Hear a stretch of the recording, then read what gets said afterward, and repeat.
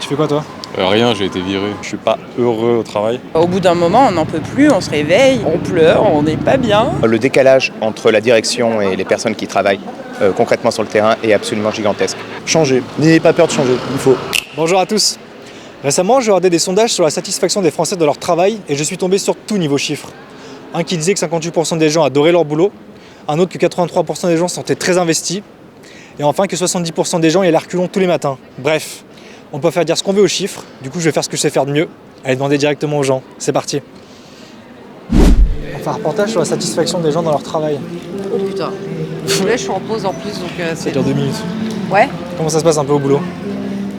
ça se passe. Sans plus, sans moins, on va dire. Est-ce que vous pouvez un peu développer ou pas?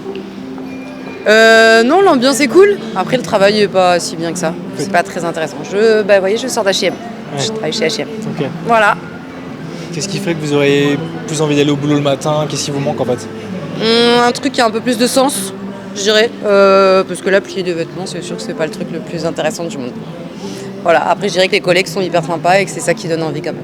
d'y aller. Qu'est-ce qui a du sens pour vous? Pourquoi vous êtes chez H&M? Pour payer mon loyer et remplir mon frigo. Ouais. Ouais. Voilà. Ce qui a du sens, c'est, je sais pas, aider les gens, faire un truc un peu plus humain, qui fait avancer la société. Voilà. Pourquoi vous cherchez pas là-dedans? C'est l'idée, c'est un projet. Depuis combien de temps le projet? Très très longtemps. Il faut avoir le temps, la motivation de se lancer dans des recherches de travail quand on est en 35 heures aussi. Voilà, c'est un peu la flemme qui l'emporte. Ouais. Ça fait maintenant que vous êtes chez H&M? Très très longtemps, plus de 10 ans. Ouais, mais pas celui-là, j'ai changé. Enfin voilà. Mais Vous pouvez pas vous faire une petite promesse à vous-même que dans moins de 10 ans vous y êtes plus? je me le dis tous les ans. Tous les ans, je me dis à la fin de l'année, je suis plus là. Pourquoi vous êtes toujours? Je vous dis la flemme, la motivation qui me manque beaucoup. La procrastination, beaucoup. Une petite candidature par semaine, ça va, non? Il faudrait, ce serait une très bonne chose. Pensez-y. On va essayer. Ouais. Passez une bonne journée. Merci, vous aussi. Au revoir. On fait un reportage sur la satisfaction des Français dans leur travail. Oh, je suis très satisfaite. Pourquoi? Parce que c'est ma passion. Tu fais quoi? Je suis guide de plongée sous-marine. Trop bien. Ouais, voilà. Tu fais quoi toi? Rien, j'ai été viré. C'est vrai? Donc, je suis, ouais. Qu'est-ce que t'as fait? J'ai fait ce qu'il fallait, mais j'ai pas je crois que le caractère qui va pas trop avec ce que je faisais. Et puis, moi, pour le coup, je suis pas très satisfait du travail en France. On vise à partir. Est-ce que tu peux nous raconter un peu quand même une anecdote? Qu'est-ce qui s'est passé pour que tu te fasses jeter? Non, mais c'est même pas une anecdote, c'est pas quelque chose qui s'est passé en quoi. C'est juste que l'organisation, l'ambiance, l'hypocrisie de certaines personnes, la hiérarchie, la légitimité, les conneries. Là. Et ça m'allait pas. Et bon, je pense que ça se voyait un peu que ça m'allait pas. Et donc ils en ont profité pour... Mettre fin au contrat. Ouais, voilà. Tu faisais quoi? J'étais brancardier dans une clinique. Ok. Pendant combien de temps? 4 mois. 4 mois? Tu cherches dans quoi maintenant? T'aimerais être Je orienté dans cherche à quoi? partir. Mais j'aimerais travailler dans le milieu du cinéma, moi, mais je cherche à partir d'abord. Ok. Voilà. Est-ce que toi tu es heureux dans ton travail? Actuellement, pas vraiment. Pourquoi? Il y a pas assez de... Il y a trop d'écrans et pas assez d'humains dans mon travail. Donc c'est pour ça que j'essaie de rencontrer les gens au plus que je peux. Actuellement, il y a clairement pas assez d'interaction dans mon quotidien, quoi. Tu fais quoi? Je suis développeur. D'accord. Ouais. Donc j'ai fait ça pendant plusieurs années et ça m'a beaucoup plu. Et j'ai toujours été un peu fasciné par la technologie, par ces choses-là, par tout ce qu'on peut faire avec. Mais j'ai l'impression qu'aujourd'hui on a... Je sais pas. J'ai l'impression que ça allait un peu trop vite là. C'est-à-dire récemment. En tout cas pour la personne que je suis, les technologies vont trop vite. Et du coup j'arrive plus du tout à suivre. Et donc, après c'est une bonne chose aussi, mais ça m'a fait me rendre compte que c'est pas ma voie, quoi. Et donc voilà, je suis en train d'explorer un peu le reste maintenant, mais pour répondre simplement à ta question, non, je pense qu'aujourd'hui je suis pas heureux au travail. On fait un reportage sur la satisfaction des gens dans leur travail. Et si on est au chômage? Bah vous pouvez m'en parler? Qu'est-ce qui fait que vous êtes au chômage? Vous êtes parti d'un travail que vous aimez pas? Est-ce que tu peux m'expliquer ce qui t'insatisfaisait dans ton travail? Les horaires, Ouais. le management, le salaire qui est trop faible pour le travail produit et l'équilibre vie privée et vie professionnelle. Ça fait beaucoup de raisons. Ouais. Ouais, mais je pense qu'on est tous comme ça, non? Tu faisais quoi? Chef de projet et traductrice. Donc chef de projet, c'est encore pire. Maintenant, tout le monde est chef de projet. Méthode agile. Un peu, ouais. Non, mais bullshit job au complet. De toute façon, la production, là, elle part pas du tout vers les travailleurs, mais on travaille pour le capital. Donc, ouais, il y a tout qui est mauvais dans le travail. C'est quoi qui te saoule le plus, le management? Ouais. Et puis, je pense ne pas être rémunéré pour son travail correctement, c'est quand même dur. On va dire que le coût de la vie a augmenté et les salaires n'ont pas suivi. Donc, c'est un peu compliqué. Qu'est-ce qui te rend heureuse dans un travail en règle générale? Qu'est-ce qui te ferait te lever le matin et te dire putain, je suis à ma place? Je pense aider les autres à aider les autres à déjà échanger avec les autres et les aider à se comprendre, à se connaître et à rassembler les gens aussi, que ce soit en réel ou alors même dans le digital. Ouais, je pense quelque chose de collectif. Hein. Parce qu'avant, tu me parlais de faire justement une chaîne YouTube autour des jeux vidéo, mais ça n'a pas trop de rapport avec ce que tu me dis du coup. Non, en fait, c'est oui et non. En fait, il y a... Ça peut être un hobby après aussi. Hein. Ouais, non, en fait, je pense que une chaîne YouTube, c'est juste à l'image de qui tu es, quoi. Donc, les jeux vidéo, c'est une partie de moi, clairement, et c'est une partie qui va reprendre. Mais clairement, c'est aussi quelque chose que j'ai appris sur les années passées, c'est qu'on a vraiment besoin des liens et des gens autour de nous, des amis autour de nous. Et je pense qu'encore plus aujourd'hui, on est tous facilement isolés par les technologies, justement. Je pense que si je reprends du contenu, ce sera pour mettre en avant ça aussi. Donc voilà, ce qui me motiverait le matin, c'est juste de rencontrer des nouvelles personnes et me nourrir de ces personnes-là, tu vois, comme là, on se nourrit l'un de l'autre, tu vois, je pense. Tu m'as dit que tu avais fait un burn-out? Ouais, mais c'était pas... Oui, c'était un burn-out. Et non, c'était plus dans le sens où ma boîte, pendant le Covid, avait viré plusieurs personnes, mais je pense qu'il y a pas mal de boîtes qui ont fait ça. Enfin, c'était au Royaume-Uni. Hein. Et donc, du coup, on se retrouvait à faire le travail de 2, 3, 4 personnes, alors qu'on était seuls, quoi. Donc, c'est-à-dire horaire à rallonge... C'était dans le créatif aussi, donc la traduction, donc c'est-à-dire qu'on passe notre temps à traduire, etc. Au bout d'un moment, on n'en peut plus, on se réveille, on pleure, on n'est pas bien. Et je pense qu'on est de plus en plus à être comme ça parce que même si on a des métiers passion, surtout dans les métiers passion, je trouve. On va dans le métier passion en pensant qu'on va faire ce qu'on aime, mais le problème c'est que vu que c'est un métier passion, les patrons, managers vont se dire ah bah tiens elle adore ça, vas-y on va la surcharger. On va la surcharger de travail et donc du coup on se retrouve à faire le boulot de 2, 3, 4 personnes. Après les burn-out, je pense que ça concerne une catégorie de personnes qui est un peu perfectionniste dans son travail. À dire que si on en a rien à foutre, franchement ça va. Mais ouais. Voilà. Merci. De rien. On fait un reportage sur la satisfaction des gens dans leur travail. D'accord. Oui, pourquoi pas. Comment ça se passe pour vous? J'ai démissionné. Pourquoi? La banque, voilà quoi. Au bout d'un moment, c'est dur, c'est lourd. Les clients, voilà, la pression. Qui fait que je suis parti dans le tourisme. Moi, j'étais conseiller patrimonial. Ok. Donc, plutôt sur les professions libérales de santé. Donc voilà, les psychiatres, les dentistes, tout ça, c'est vrai qu'ils avaient une exigence. Il fallait que ça soit fait avant leur demande. En revanche, les documents, ils ne s'étaient jamais fait quand il fallait. Donc c'est vrai que ce côté-là, c'était vraiment lourd. Et il y a un an pile, j'ai dit on arrête, stop, je crois que c'est bon. Je pense que j'ai encore 25 ans de travail. Donc j'ai dit, si je ne le fais pas là, c'est terminé, je crois que je vais en tuer un de clients. Donc par rapport à ça, quand je passe devant là, je travaille même là, je travaille dans plusieurs banques ici. C'était quoi le déclic un peu pour partir? Le déclic, ça a été un rendez-vous. Un rendez-vous, alors pourtant j'en ai eu 36 rendez-vous comme ça. Une psychiatre, je me rappellerai toujours. Bon, et là, ça a vrillé. J'ai dit, ok madame. Il s'est passé quoi? Je lui avais fait perdre 100 000 € en bourse ou quoi aux caisses, mais c'est elle qui a tout fait, parce qu'en bourse, on ne fait plus rien. Et à ce moment-là, j'ai dit, waouh, est-ce que je suis payé pour me faire agresser tous les jours? Et donc j'ai dit non.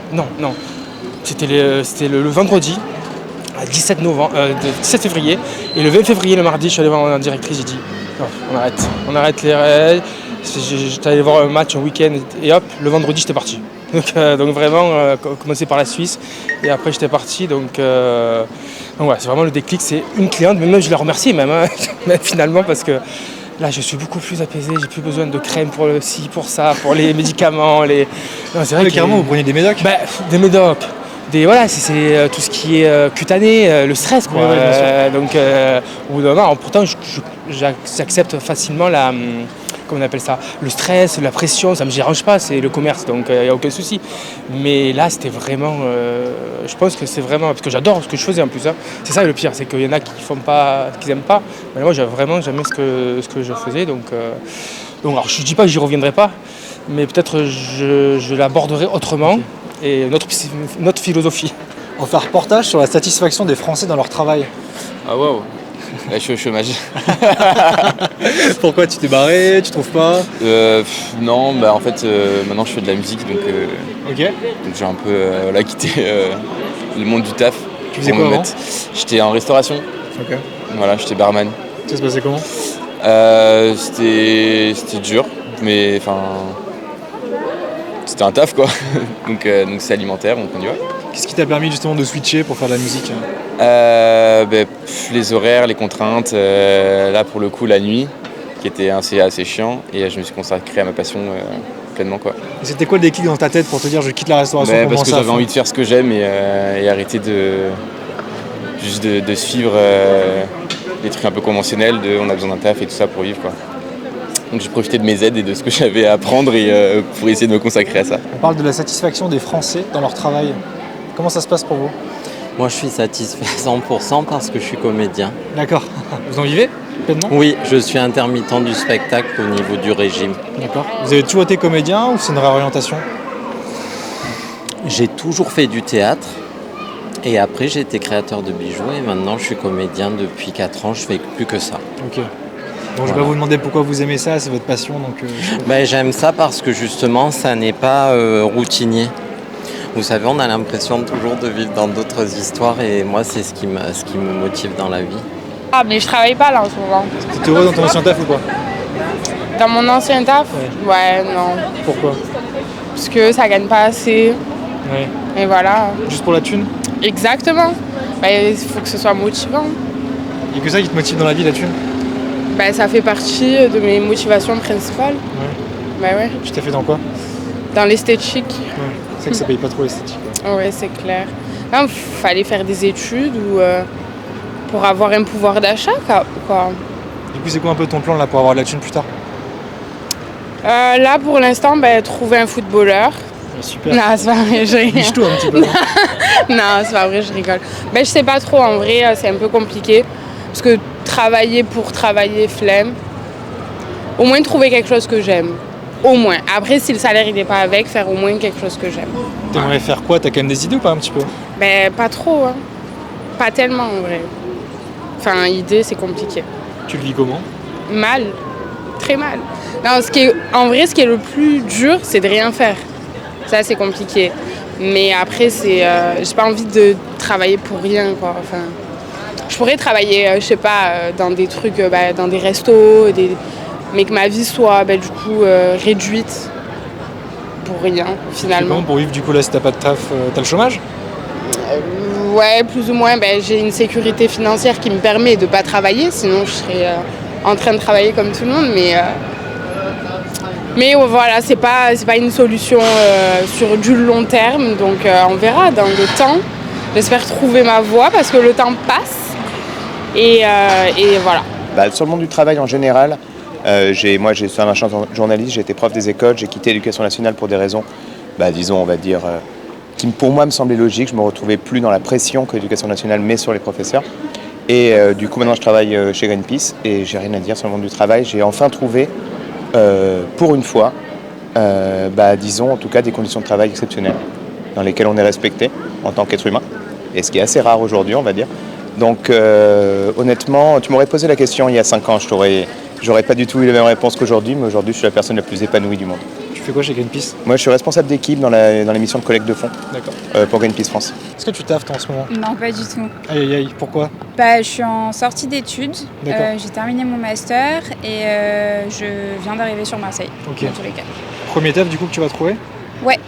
T'as fait de l'alternance, des stages? J'ai fait une alternance, j'étais en marketing communication et j'étais en alternance pendant 3 ans. Et là, j'ai terminé. Voilà. Comment ça se passait? Mitigé, ça se passait entre bien et pas bien. Le statut d'alternant, il est compliqué, je trouve, quand on arrive dans une entreprise, surtout quand c'est une grande entreprise. Mais c'est une bonne expérience à prendre, en vrai, c'est cool. C'est intéressant, pourquoi tu dis que c'était mitigé? Qu'est-ce qui se passait un peu au quotidien? Comment tu le ressentais? Au niveau des missions, au niveau des relations humaines, je trouve que parfois c'est pas facile. Quand on est alternant, il y a le statut hiérarchique, il est un peu compliqué, je trouve. C'est-à-dire? Surtout dans les grands groupes. En tant qu'alternante, parfois je me suis sentie un peu dévalorisée entre grosses guillemets. Mais en soi, ça reste une bonne expérience. C'est cool de voir le milieu du travail en étant en parallèle à l'école. Et comment tu le sens du coup là, ce prochain travail? Est-ce que tu ressens une appréhension? Est-ce que tu es contente? Non, je suis contente. Je suis contente parce que c'est important d'avoir une activité, d'être bien et de trouver un travail, d'avoir une activité dans la vie. Mais voilà. Je travaille dans un club de sport, simplement vers chez moi. Je ne suis pas du tout d'ici, donc je suis vers Lyon. Et avant, je travaillais dans un monde que j'aimais pas du tout, donc c'était dans les assurances. Et j'avais quitté, j'aimais pas du tout. Si, j'aimais assez quand même, mais c'était pas ce qui me passionnait. Et j'ai quitté d'arrêter tout ça pour me lancer du coup en alternance dans des études axées dans le sport. Et je suis en alternance dans un club de sport, et c'est ce que j'aime. Et vraiment tous les jours, même quand je fais des tâches, on va dire un peu plus contraignantes, j'aime quand même parce que ça touche au milieu du sport, tout simplement. Et qu'est-ce que tu n'aimais pas dans les assurances? Le côté trop redondant, les horaires pas ultra flexibles, et je savais même pas pourquoi je faisais ça en fait. Il n'y avait pas vraiment de but précis, c'était des assurances sur des personnes, il n'y a pas de vrai but au final. Et dans un club de sport, on sait pas forcément qu'on aide des gens, mais c'est la passion tout simplement. Même des gens, tous les gens qui viennent voir des matchs dans le club de sport, qui participent de près ou de loin par rapport à ça, on sait que c'est leur passion, et ça qui fait vibrer. Et c'est quoi que tu as eu un peu comme déclic pour te dire je vais me barrer des assurances pour aller là-dedans? Le côté bureau, on reste toute la journée dans la même pièce, ou même si on est dans des beaux bureaux, ou peu importe ce qu'on fait, même si une fois par semaine on peut faire des sorties avec le travail, ça n'a rien à voir avec quand on travaille vraiment dans un monde où on aime. Je dirais, par exemple dans le monde du sport, toute ma semaine, je peux travailler, même faire plus d'heures sup, ce que vous voulez, tant que ça reste quelque chose que j'aime, ça change tout en fait. C'est vraiment le côté bureau que je ne pouvais pas. Qu'est-ce qui fait justement que tu as eu un switch dans ta tête? C'est quoi les différences des conditions de travail? Qu'est-ce qui fait qu'aujourd'hui tu es plus heureux qu'à 5 ans? Déjà de 1, parce que lorsqu'on travaille dans le milieu associatif, on est écouté. On ne parle même pas de direction, on parle clairement d'amis. C'est-à-dire que moi, tous mes supérieurs, je les connais. C'est devenu des amis au fur et à mesure. Et surtout, lorsqu'on se bat pour une cause auquel on croit, ça décuple, on va dire, à la fois la volonté d'aller travailler dès le matin, et ça nous donne aussi un sens tout simplement à notre vie. Et ce que je ne retrouvais pas avant, dans le milieu journalistique, j'ai pas grand chose à dire, j'étais à Radio France, je veux dire, on était quand même très bien traités. Mais disons qu'en tout cas, dans le milieu du professorat et principalement honnêtement, bravo à eux d'avoir ce sacerdoce pour pouvoir continuer ce travail, parce que les conditions actuelles sont absolument déplorables. Comment ça se passe au boulot un peu? Moi, ça se passe bien pour l'instant. Surtout l'année 2025, elle s'est bien terminée. Et on attaque 2026 un peu comme le début de 2025. Donc pour l'instant, la prévision s'annonce bien. T'aimes bien ton taf? Ouais, j'aime bien, ouais. Tu fais quoi? Je suis architecte. D'accord. Qu'est-ce que t'aimes bien? C'est quoi un peu les conditions? Qu'est-ce qui fait que t'adores ton boulot? De créer une des premières demandes de l'homme après manger, c'est de s'abriter. Donc au final, de donner ça aux gens et surtout de réhabiliter surtout le travail qu'on a sur Marseille, c'est surtout ça. C'est fait que c'est Ouais, c'est ça. Une grosse contribution à l'être humain, c'est de s'abriter. Donc il faut tous les métiers bien sûr, mais moi en tant qu'architecte, c'est comme ça que je me sens bien dans mon métier. Il y a un décalage entre ceux qui sont sur le terrain et ceux qui sont encore dans les bureaux, donc les inspecteurs académiques. Et du coup, il y a un respect vis-à-vis d'eux et surtout un pouvoir qu'ils ont sur les professeurs qui est absolument monstrueux. Eux, ils viennent 3 fois te voir dans l'année, c'est eux qui décident de ta mise à mort ou non. Donc du coup, à un moment donné, en fait, c'est juste pas possible de faire son travail dans de bonnes conditions.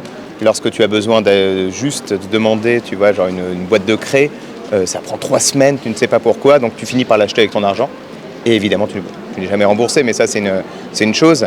Mais donc, en réalité, en fait, le décalage entre la direction et les personnes qui travaillent concrètement sur le terrain est absolument gigantesque. Et il y a une forme, tout simplement, je pense que ça fait très longtemps que les inspecteurs académiques ne sont plus professeurs, ils l'ont certainement été un jour, mais aujourd'hui, en tout cas, ils sont totalement décalés des conditions de travail dans lesquelles on est. C'est-à-dire, on était, pour moi en tout cas. On partait sur des classes de 24 élèves et au final, on en avait 36. Donc du coup, c'est pas la même chose. Lorsqu'on a 24 élèves ou 36, on parle en plus, généralement, quand tu commences dans le métier, eh bien, tu commences du coup en bas de l'échelle, on va dire. On t'envoie dans les quartiers les plus difficiles alors que tu n'as même pas encore les capacités. Vraiment, tu apprends ce travail. Donc moi je mets ça c'est d'ailleurs très souvent le cas. C'est totalement incohérent. C'est justement les élèves les plus en difficulté qui devraient avoir les meilleurs professeurs et non l'inverse. Parce que oui, quand on commence dans sa première année en tant que professeur, on n'est pas bon. On apprend ce métier. On est en plein apprentissage de la chose.